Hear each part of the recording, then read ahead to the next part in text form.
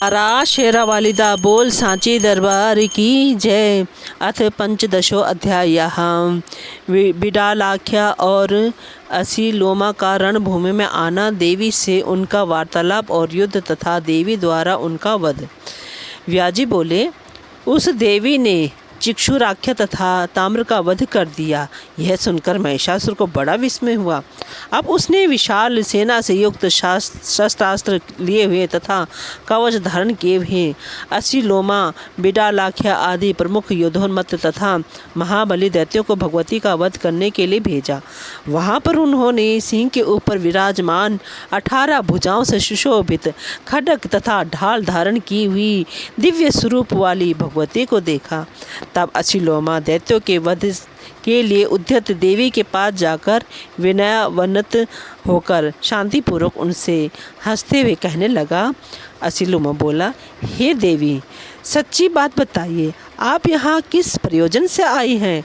हे सुंदरी, इन निरपराध दैत्यों को आप क्यों मार रही हैं? इसका कारण बताइए। मैं अभी आपके साथ संधि करने को तैयार हूँ। हे वरारोहे, स्वर्ण, मणि, रत्न और अच्छे अच्छे पात्र जो भी आप चाहते हैं उन्हें लेकर यहाँ से शीघ्र चली जाइए। आप युद्ध की इच्छुक क्यों हैं?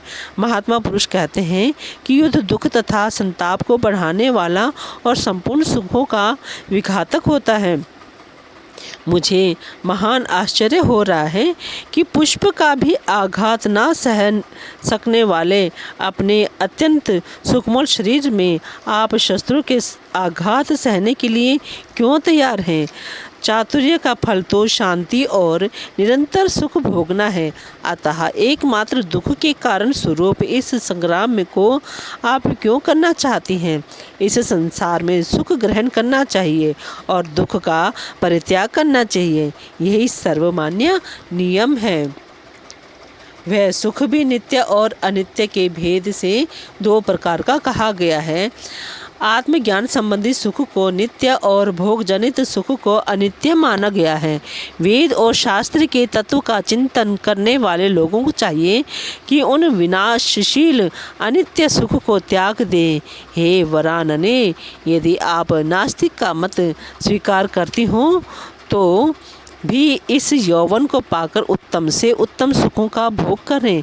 हे कृशोदरी, हे भामिनी, यदि पल्लों के विषय में आपको संदेह हो तो इस पृथ्वी पर ही सदाचार पूर्वक रहती हुई स्वर्गीय सुख प्राप्त करने में सदा तत्पर रहें। नहीं तो शरीर में यह यौवन अनित्य है ऐसा समझकर आपको सदा सत्कर्म करते रहना चाहिए। बुद्धिमान पुरुषों को चाहिए कि वे दूसरों को पीड़ित करने के कार्य का त्याग कर दें। अतः बिना विरोध ये धर्म, अर्थ और काम का सेवन करना चाहिए। इसलिए हे कल्याणी, आप अपनी बुद्धि धर्म कृत्य में लगाइए। हे अंबिके, आप हम दैत्यों को बिना अपराध के क्यों मार रही हैं?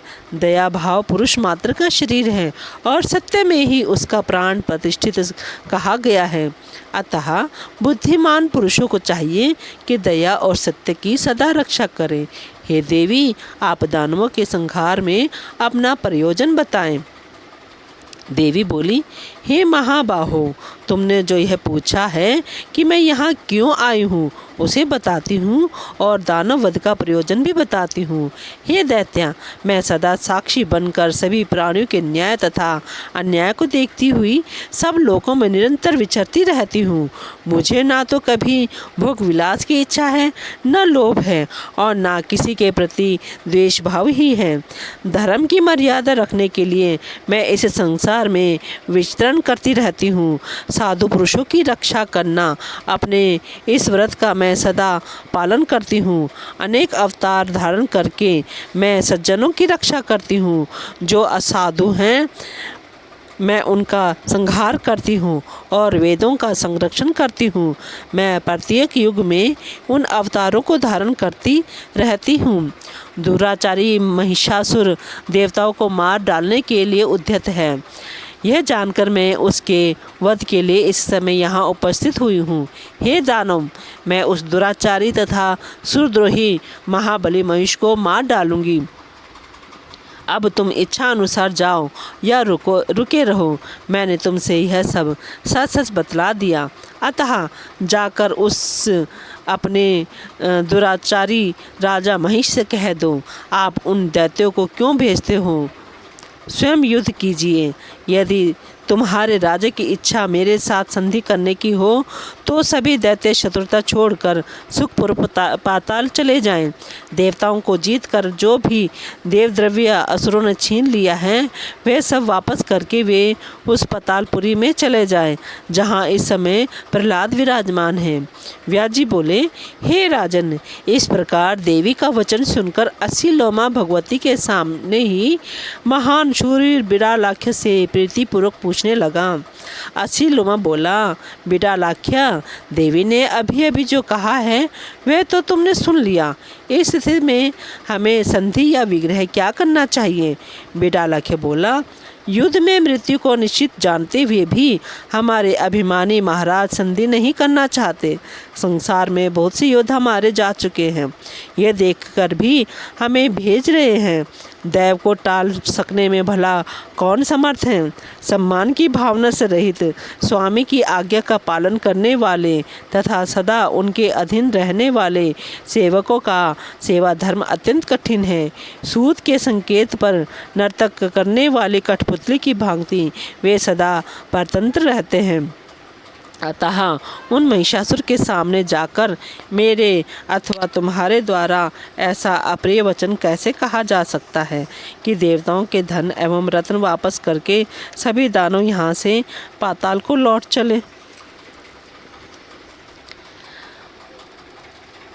सदा प्रिय वचन बोलना चाहिए, किंतु वह असत्य ना हो। वचन हितकारक तथा प्रिय होना चाहिए। यदि वचन सत्य होने पर भी प्रिय ना हो तो ऐसी दशा में बुद्धिमान मनुष्यों के लिए मौन ही श्रेष्ठ होता है। नीति शास्त्र का कथन है कि वीर पुरुषों को चाहिए कि वे मिथ्या वचनों द्वारा राजा को धोखे में न डालें। सत्य बात तो यह है कि आदर के साथ हित की बात कहने अथवा पूछने के लिए हम लोगों को वहाँ नहीं चलना चाहिए। वहाँ जाने पर राजा महिषासुर कोपाविष्ट हो जाएंगे। यह विचार कर अब हम लोगों को यहाँ युद्ध ही करना चाहिए। जहाँ प्राण का संशय हो वहाँ स्वामी के कार्य को मुख्य मानकर मृत्यु को तृण सदृश समझना चाहिए। व्यास जी बोले, इस प्रकार विचार करके वे दोनों वीर युद्ध के लिए तत्पर हो गए और कवच धारण करके हाथों में धनुष बाण लेकर रथ पर आरूढ़ वो देवी के सामने आ डटे। सर्वप्रथम बिडालख्य ने देवी के ऊपर 7 बाण चलाए। अस्त्र चलाने में अत्यंत निपुण असीलोमा दूर जाकर दर्शक के रूप में खड़ा हो गया। भगवती जगदम्बा ने अपने बाणों से बिडालख्य के द्वारा चला गए उन बाणों को काट डाला और पत्थर पर घिसकर तीक्ष्ण बाण बनाए गए 3 बाणों से बिडालख्य पर आघात किया। उन बाणों की असह्य वेदना से पीड़ित होकर वह दैत्य समर भूमि में गिर पड़ा। उसे मूर्छा आ गई और काल योग से वह मर गया। इस प्रकार भगवती के बाण समूहों से रण में बिडालख्य को मारा गया देखकर असीलोमा भी हाथ में धनुष लेकर के युद्ध करने के लिए तैयार होकर सामने आ गया और दाहिना हाथ ऊपर उठाकर अभिमान पूर्वक बोला, हे देवी, मैं जानता हूँ कि सभी दुराचारी दानव मारे जाएंगे, फिर भी पराधीन होने के कारण मुझे युद्ध करना ही होगा। वे मंदबुद्धि महिषासुर अपने प्रिय तथा अप्रिय के विषय में नहीं जानता। उसके सामने हितकर वचन भी यदि अप्रिय है तो मुझे नहीं बोलना चाहिए। अब वीर धर्म के अनुसार मर जाना ही मेरे लिए उचित है, वह चाहे शुभ हो अथवा अशुभ। मैं तो दैव को ही बलवान मानता हूँ। अनर्थकारी पुरुषार्थ को धिक्कार है, तभी तो आपके बाणों से हत होकर दानव पृथ्वी पर गिरते जा रहे हैं। ऐसा कहकर दानव श्रेष्ठ असीलोमा बाण वृष्टि करने लगा। देवी ने अपने पास तक न पहुँचे हुए उन बाणों को अपने बाणों से काट डाला और अपने अन्य शीघ्रगामी बाणों से असीलोमा को शीघ्रतापूर्वक बींध डाला। उस समय आकाश में स्थित देवताओं ने देखा कि भगवती का मुखमंडल क्रोध से भर उठा है। देवी के बाणों से बिंधे शरीर वाला तथा बहती हुई रुधिर की धार से युक्त वह दैत्य ऐसा सुशोभित हो रहा था मानो पुष्पित हुआ पलाश का वृक्ष हो। अब असीलोमा लोहे की बनी एक विशाल गदा लेकर बड़ी तेजी से चंडिका की ओर दौड़ा और क्रोधपूर्वक सिंह के सिर पर उसने गदा से प्रहार कर दिया।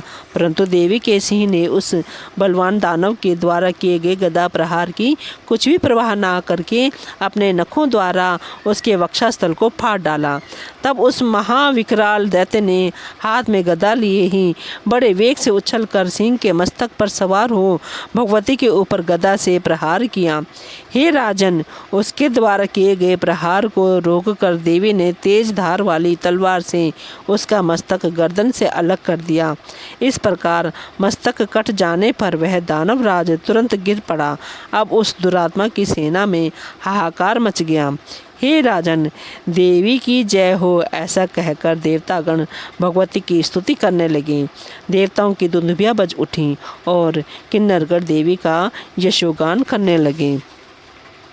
मारे गए उन दोनों दैत्यों को सम्रांगण में गिरा हुआ देखकर शेष संपूर्ण सैनिकों को सिंह ने अपने पराक्रम द्वारा मार गिराया और कुछ दानवों को खा डाला और इस प्रकार उस युद्ध भूमि को दानवों से रहित कर दिया। कुछ अंग भंग हुए मूर्ख दानव दुखी होकर महिषासुर के पास पहुँचे और रक्षा कीजिए ऐसा कहते हुए वे चीखने चिल्लाने तथा रोने लगे। हे निरपश्रेष्ठ, असीलोमा और बिडालाख्य दोनों ही मारे गए। हे राजन, अन्य जो भी सैनिक थे उन्हें सिंह खा गया। ऐसा कहते हुए उन्होंने राजा को दुख में डाल दिया। उनकी बात सुनकर महिषासुर खिन्नमनस्क चिंता से व्याकुल, उदास तथा दुखी हो गया। बोलो जयकारा शेरा वालिदा, बोल सांचे दरबार की जय।